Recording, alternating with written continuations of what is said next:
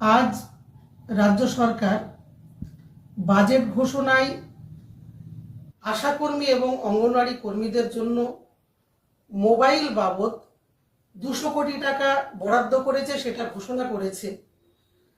আজ কাজের যে ডিজিটালাইজেশন হচ্ছে তাতে মোবাইল অনিবার্য হয়ে উঠেছে, এটা বাস্তব।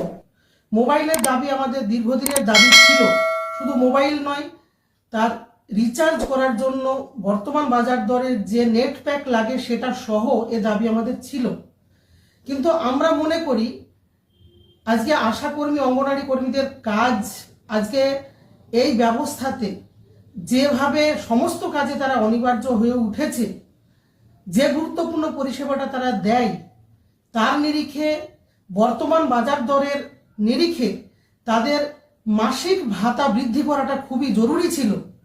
আমরা বারবার সরকারের কাছে দাবি করেছি, তারা বারবার আমাদেরকে প্রতিশ্রুতি দিয়েছে, প্রত্যাশা জাগিয়েছে। গত 7 তারিখেও আমরা স্বাস্থ্য ভবনে সরকারের সঙ্গে বৈঠক করেছি, সেদিনও বলেছে যে এবারে আমরা কিছু ভাবছি, তাদের জন্য কিছু ভাতা বৃদ্ধির কথা আমরা ভাবছি।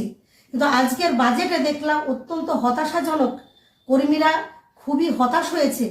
আমরা মনে করি এই বাজেট আশাকর্মী অঙ্গনওয়াড়ি কর্মীদের স্বার্থের বিরোধী একটা বাজেট হলো।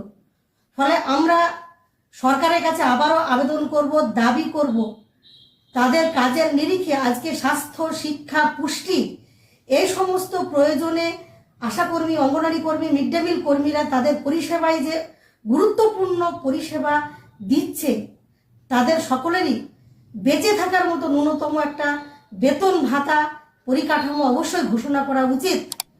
আমরা এর পরেও আশা করব সরকার নিশ্চয়ই এই প্রয়োজনটা ভাববেন।